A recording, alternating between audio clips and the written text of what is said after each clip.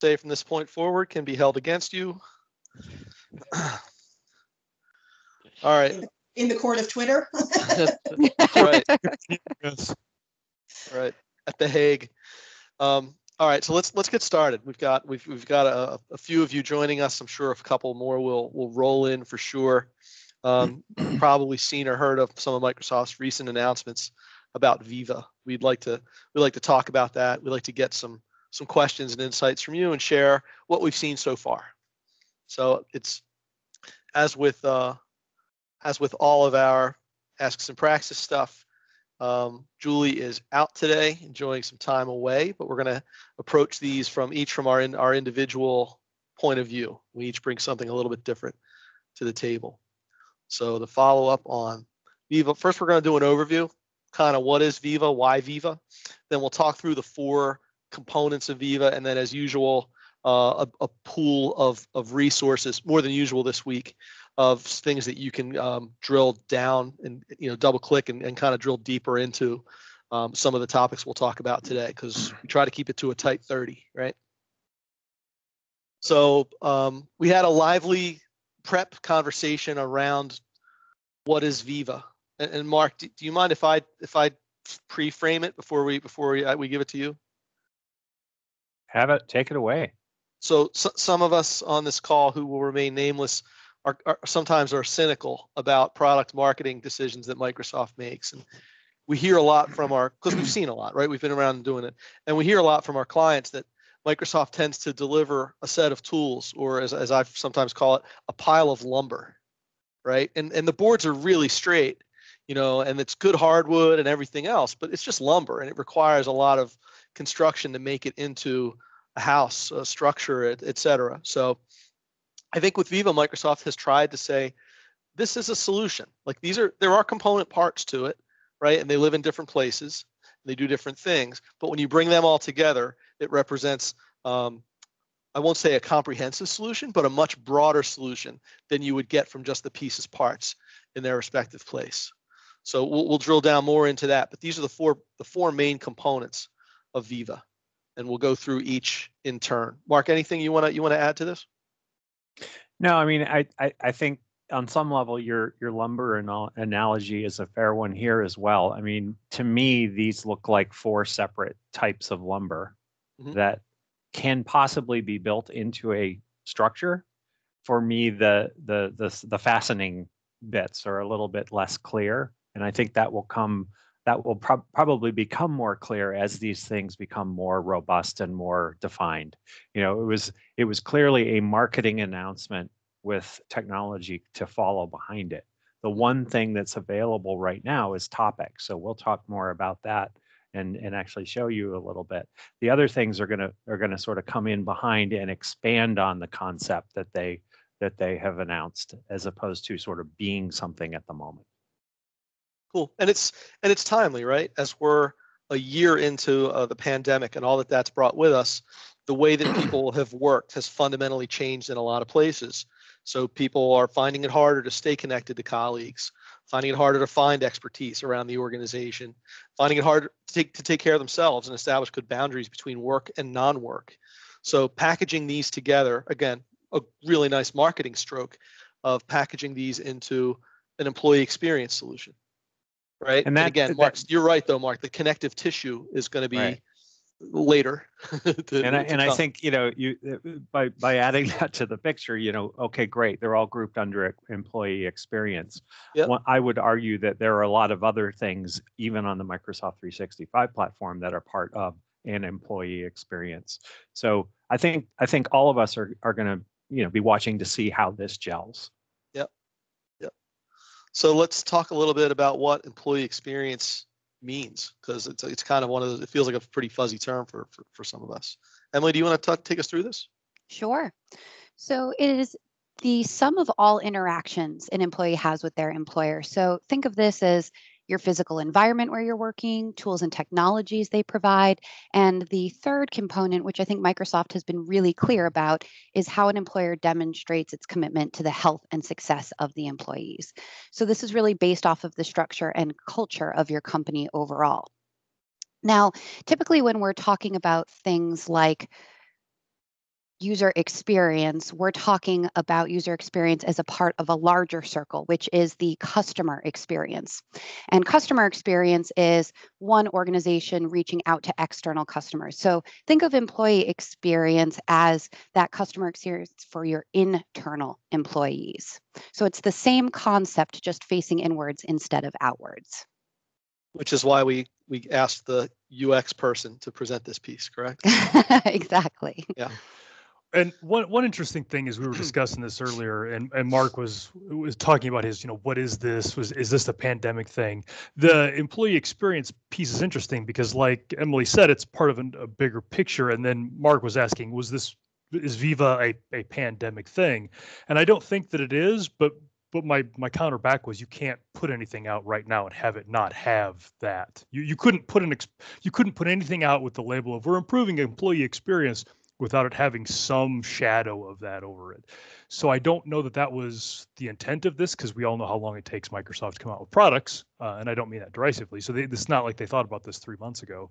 But so it's not a pandemic thing, but it's pandemic-y sort of, I guess. Well, I think this whole situation has raised some issues about what employees need and how they need to function that perhaps organizations hadn't been thinking about before.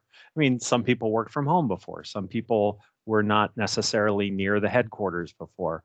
I think this has made it very clear that these are issues that a lot of employees face, regardless of whether there's a pandemic in place.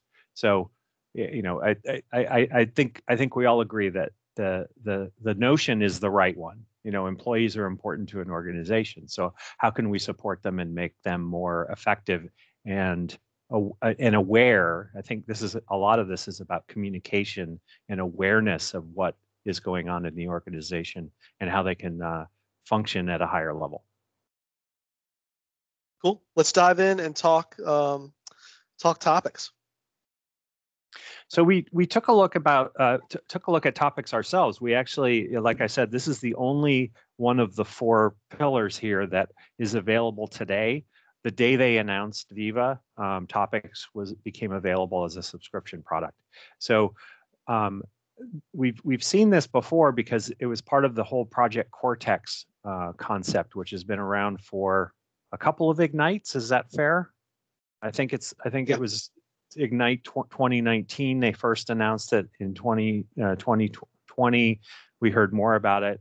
SharePoint Syntex was the first product that came out of it. Viva Topics is the second product, I believe. I don't know if there's anything else, I missed it. It's the second product that's coming out of the Project Cortex giant effort. So the idea here is that every organization has topics around which we work, right? We have things that we think of as a concept, and certain people know a lot about that concept. We have resources for that concept. We have documents, we've got websites, we've got all kinds of things, and we can tie those together with Viva Topics. There's the notion of a topic card is really key here, and it works a lot like a people card. So anywhere in Microsoft 365 where you hover over a person, you see information about that person. Well, with a topic, it's the same idea. You hover over the topic or you click on the topic and you see a card that gives you an entry point into finding out more about that particular topic. All of that's hosted in a topic center, and we've set up a topic center in our own tenant, and we're just experimenting with it. It's been around for a couple of weeks, so it's early days. But I think, Emily, you're gonna give us a quick show of how that works, right? Absolutely. Yeah, before we go to the live bit, just to make sure people understand about the topic cards showing up in context. They show up from that hover in SharePoint. They show up from that hover or click action in Teams, Outlook, right, Microsoft Word. Like, they're intended to be delivering you that information in context. We're not seeing that yet in our tenant. We're setting up some topics. We're trying to sort of connect them together.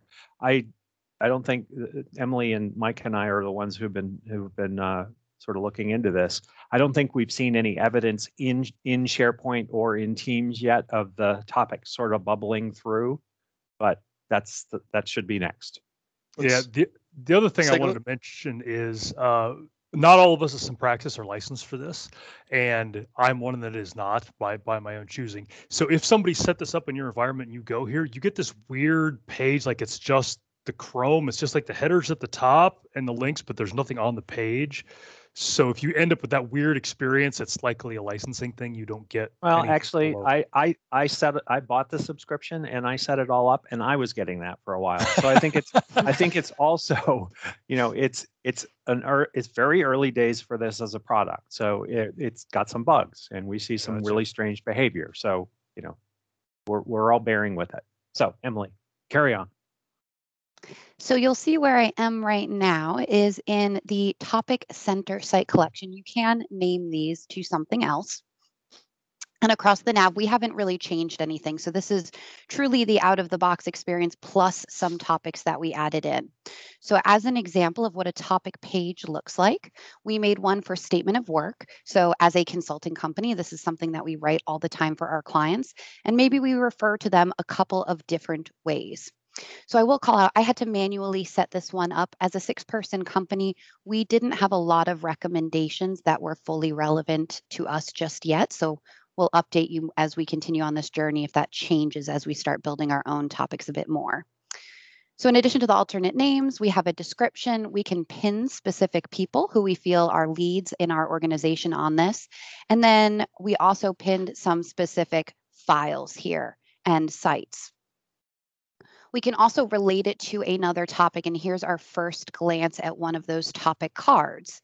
So we have a lookbook of where we have some documentation of different showcases of our abilities as a team and what we've done for clients. So we wanted to connect that to statements of work because that's often part of the process. If I go to view the details, it will take me to that full topic page, and you'll see we have those same elements again here with different content surfacing. I will call out, I had to manually make the connection back, which was a little surprising. After I made the connection from statement of work to lookbook, when I was on the lookbook page, it wasn't quite grabbing that. It was about 24 hours that passed. So as Mark mentioned, it's early days. I'm not sure if that will continue to improve as well. I think it was interesting too, if you click on manage topics, and I think this is safe, I think I've done this, and see what topics have been recommended. These are suggested topics. I think that's actually, yep. So there's one called Fox. Doesn't matter what Fox is, but for some reason, the AI behind all of this decided that Fox is a thing that we care about. If you click on the Fox name, Emily, we already have a topic card. This isn't a published topic, it's a suggested topic. We know that Fox as a concept inside our organization actually isn't something we want a topic card for, but we understand because of the resources that it points to why it did that. And yes, there is a small critical mass of content there, and it does sort of make sense, but we're going to decide not to turn that into a topic for our organization. But we're seeing some suggestions come through, and we're seeing some interesting, we're not seeing things starting to sort of make those connections automatically, which I think we'd love to see happen because that would be part of the evolution. But like Emily said, and I think this is a very important thing, our organization is 6 people. Our content base is not that rich. We have, content per client silo sort of. We don't have a lot of pages. We don't have a lot of internal content. So we're not quite sure how rich this is going to be, but you can probably see that it would be very powerful in an organization that does have a lot more content. These suggestions would be much more interesting. The connections between things would start happening probably a lot faster. We have a question in the chat about the quality ranking. What does quality ranking mean on that screen right there? That's a good question. The suggestions that it has made so far, the higher that number has been, the more likely it was something that we wanted to keep. I mean, like actually based on what the suggestions were. We've removed some of them, and we're not going to show you those because they aren't necessarily things that we should make public. But it seems to be sort of like the weight of how much gravitas there is to that topic across the organization. CDN is not, CDN is something where I think it's got one document or something, and it's just there's less there. That one actually, I think, showed up this morning or yesterday morning. So it came in as a part of a second or third wave of suggestions. So I think that mining is continuing to go. And I think it's you see it's sorted by quality. So I think they're trying to make some sort of suggestions, some sort of a notion of what should you look at first. One other thing to call out while we're here, just from this little info button as well, where it says learn more about access. If you read the Microsoft documentation, they do talk about page level permissions for this content. If you're going to proceed with that, just remember to create some kind of view for yourself to make it really easy to manage that, because that item level permission governance can be pretty challenging. So in your site pages library, you might want to add shared with column or something like that, so it's very visible and transparent. Yeah, we're intentionally making it very broadly available. All 6 of us have access to this so that we don't run into weird stuff yet. That may change. And then over to you, Mark, on how do we prepare? And I know one of our questions was around licensing. We have some information on that. Yep. So, information architecture doesn't stop being an issue or a concern just because you have this thing that's going to magically look through your content corpus and start making suggestions around topics. You still want to be thinking about, what is your terminology in the term store? You still want to think about what content types you should have, because those we don't fully understand the engine underneath it yet, but those are part of the signals that this AI is going to see as it looks across your content corpus to suggest topics and to build connections and things like that. Licensing for topics is $5 per month per user, but you have to buy a year. So that's $60 upfront for. You can pay monthly, but you have to commit to a year. So it's really a $60 per user commitment to set this up for them. I would suggest if you're thinking about exploring this, that you set it up like we did. The 3 of us raised our hands. We decided to commit that money so that we could take a look at it. Obviously, you have to have the license. You have to have a license underneath. This is an add-on. It's not a single thing. It wouldn't make any sense to only have Viva Topics without having the some sort of licensing for Microsoft 365 in general. So there's that permissions setting stuff that Emily mentioned. The settings you have available to you when you create the topic center are actually almost entirely about permissions. The articles that talk about it are pretty clear, but not 100% clear. I think they will get better. You can include or exclude sites. So when I set it up, I left it open to all of the sites in the tenant. I excluded one, and that was it, just to make sure that I kept one thing out. So I think it's fair to just keep reiterating that this is early days. It does seem to be doing some really interesting stuff, and we're just going to keep watching it. We have a question from Steve. Is this out in the GCC tenants yet? Does anybody know that for certain? I don't know. But last I heard, it was not. Yeah, my guess would be that it will lag like everything else does. Yeah, I don't have a good feeling. Yeah, it's not listed. It's not listed under licensing, so you have your Fs and Es, but you don't see any of the G licensing being stated in there, let alone the E3 dev or E5 devs. So that's probably why we can't add it to them. In certain of the GCC tenants, the graph is disabled as well by design. That's what I was thinking. There's no ability to cross-pollinate between things in GCC. By design, right? Yeah. I do recall hearing that on a call with Microsoft. I thought that was GCC High had it disabled. I think that's what it is. Yeah, GCC High. It's not all of them, but I still don't think it's enabled. Well, and that's a good question. So my experience has been that most folks that agree to go through the pain of going to GCC have to go to GCC High. Do you have folks that are not GCC High? Yeah. I have utilities that are not. Okay, that's good to know. That's good to know, because it was my impression was that nearly everybody who was in GCC High, so that's good to hear. Okay, let's touch on the rest of Viva, this bundled thing. Something we're seeing a little bit of today. If you're seeing the individual analytics that come to you and come to you in your inbox, the way mine does on the right there, and this is just looking at my time in one tenant, of course, right? My collaboration doesn't necessarily, my stats don't span the different tenants that I work in.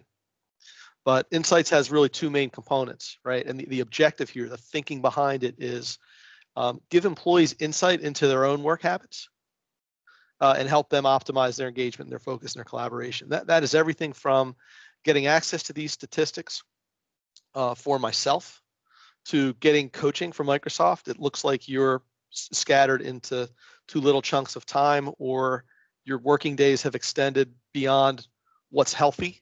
And again, you have the right to, or the ability to kind of configure what's healthy, but they're going to follow some best practices and behaviors and then recommend some options to me for that. So there's the My Analytics piece that I will see, personal insights by, for, and about me. And then there's the Microsoft Workplace Analytics. And I'm curious if anyone on the call is today using Microsoft Workplace Analytics. I have one client who's getting started with it as well. And this is the for my team or for the organization to see those analytics. So a lot of concern and a lot of consideration put into privacy around those analytics. If you're subject to GDPR or CCPA or any of the employee privacy regulatory environment that we're in, something to be careful of. But Microsoft, I think, intentionally will anonymize or group to aggregate things under 5 users. So if you know you only have 1 or 2 employees in Kazakhstan, and say, show me what everyone in Kazakhstan is doing, that gets pretty personal. Microsoft rolls that up to a minimum of 5 is what I have seen in practice. And I believe they baked that into the product. I think there have been a lot of concerns in the marketplace about, this gives bosses or Microsoft or whoever the ability to sort of spy on employees. And I think there's been a lot of readjustment based on some of that feedback. So I think as Viva Insights starts to mature, I think we'll see that a lot of those concerns are alleviated. The other observation I have is that I think that with the Cortana recommendations that I get in email, or there are several other brands that this stuff sort of is spanning at the moment. You get recommendations based on some sort of ideal that isn't necessarily clear, and I think we all work a little bit differently. So I think it's going to sort of be interesting to see how it evolves over time to reflect the different work styles of different organizations, as opposed to some sort of common ideal that may not be exactly what every organization wants. Or different countries or cultures. Yeah. Like some countries where the 35-hour work week is the norm, and there are laws against responding to email after hours. Mm-hmm. Very different from other countries. That was some of the feedback we gave to Microsoft at a large global organization, saying unless you can tailor this by country, we don't think there's a one-size-fits-all best practice for this. All right, let's talk about connections. Derek, do you want to lead us on this? I know you've spent a lot of time immersed in it. Yep.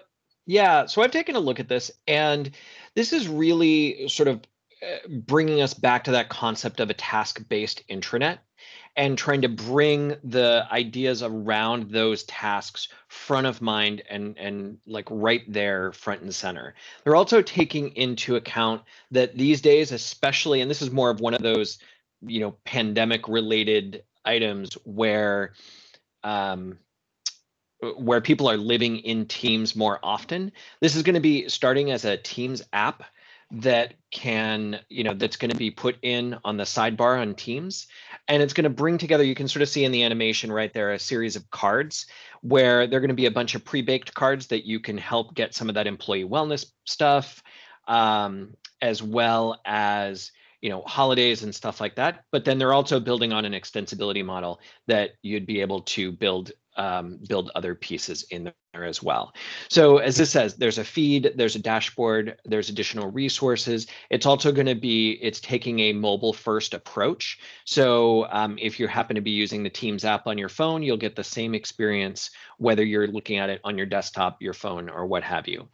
You'll also see up in the top left-hand corner on the bigger screenshot, the app bar, which we've all been waiting for very, very patiently.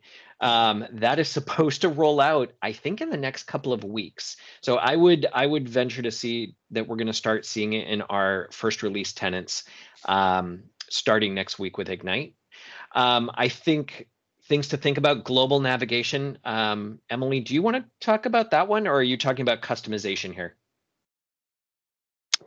So for the global navigation, it's related to the SharePoint app bar. So just thinking about planning your home site, planning your audiences, and how you want that to appear, since it will be coming across all these different areas within Microsoft 365. And Viva Connections is really, it's sort of starting out as an extension of the home site concept that we've already known about and has been in place. This is taking the home site and going much further. I think this, I just realized, I've looked at this image a bunch of times. I just noticed that it's actually Teams, but with Teams on the app bar. So I think they took two screenshots and glued them together, because you wouldn't have a Teams button on the app bar in Teams. So how the app bar and the Teams rail start to work together, I think will be interesting. This is an embedding of the SharePoint home site into Teams with some additional lift. Yeah. So you'd see the same screen on your, in Teams, as well as your SharePoint home site, as well as the SharePoint mobile app. And for a bit deeper dive on connections pre-Ignite, because I think there will be some Viva Connections content at Ignite. We'll talk about that in our resources. Sue's article that she just released, I think this week, is an outstanding intro to Viva Connections from the point of view of somebody who really knows information architecture and intranets. So it's, how do I make my intranet more in context, more across devices, more useful in the work surface that people are using to work day in and day out, like Teams. And last but not least, Viva Learning. So what I love about Viva Learning is that it's really focused on bringing learning to where people are already working within Microsoft Teams. So if we take a look at the different pieces we have within it, it's a tab that you're going to add into Teams, and we can kind of see that video experience going in our right, where we have these different learning cards, and then you can actually dive into a video right there. You can give learning assignments. As someone who talks a lot about learning pathways and is a huge fan of it, that's something that it does not currently do. So that's a wonderful gap that Microsoft is focused on filling. And because you can assign people, you can also track that status. One of the other things that you can do with these different learning playlists is the word I'm going to use, though we don't have one formally said just yet, is like, share, or save for later. So this idea that if I find something that I think is really important to learn in the organization, I could easily share that with one of my colleagues, and you can do that right within Teams. This is going to be leveraging LinkedIn Learning, some Microsoft Learning, and your own content, which I am hopeful will be related to learning pathways and playlists, though we don't know much about that just yet, and then also some third-party providers. This is one where you do have the option to sign up for a preview as well. So you can always sign up for a preview for your organization and potentially see a little bit more. And Emily, regarding licensing for learning, I don't know that anything has been released, and we expect to hear that at Ignite. Is that correct? Not that I've dug up, but if someone else knows any better, please feel free to correct me. Yeah. I think Topics is the only thing that's had a clear dollar number stamped on it yet, right? Yep. I think there's people with Workplace Analytics, but they licensed it as Workplace Analytics, not as Viva Insights, right? Right. All right, I want to stop and ask if we have caught any questions in the chat. We've got a couple minutes to wrap up and share with you some additional resources. Yeah, it doesn't look like we have any new questions, but oh wait. Lou wants to know how long how long the free trial lasts for Viva. Well, you know how sometimes the free trials, I mean, the Automate and Power App stuff was free trial for a really long time. You just kept renewing and renewing, and Power BI was the same way. So I'm curious to see, or ask you really, why didn't you try the free trial for Viva instead of doing the purchase route? Well, the Topics is the only thing that is available under that Viva name today. And it is a 30-day trial, but we decided we wanted to, I mean, it didn't make sense to us to turn it on and then have it go away in 30 days, because it felt like something we've tried that with some of the other products as they've been released in the past. This one feels like one that needs to grow with you for a while, so we decided to invest in it. That's why. But it is the trial was 30 days. And that's the only, there's so far as we've seen, there's no bundled licensing for Viva as a thing, all 4 of those things. It's just Topics so far. Yeah, and like Mark has mentioned a couple of times, there seems to be no connecting tissue, and the bundling license would be one of those obvious places, but that's not there. It's very not yet. Yeah. So all of the links that we dropped into our individual slides, we've rolled up here in a resources list. We also have a list of Ignite sessions about Viva that we recommend. So again, we're going to publish all of these slides, and you can grab these links as you prepare for Ignite next week. And if you don't get to Ignite, in 2 weeks, we'll be doing the recap of Ignite. So Viva and everything else that's within our purview and our first impressions, kind of the hot take on Ignite. And I've popped all those into the chat. So I do recommend Phenomenal. registering soon, because I noticed that some of the sessions are already full. Awesome. We are at the top of the full. hour. Yep. Yeah. We're at the top of the hour. Is there anything else? Hopefully this was a useful overview of this. You got some of your questions answered. We'll keep the chat open as always, and we will be publishing the video of this and more of the content. So thanks everybody for joining us over lunch. Have a great Ignite next week if you're able to make it. We look forward to communing about that in a couple of weeks, and have a terrific rest of your day. Bye, everybody. Thanks, everyone. Thanks, folks. Bye-bye.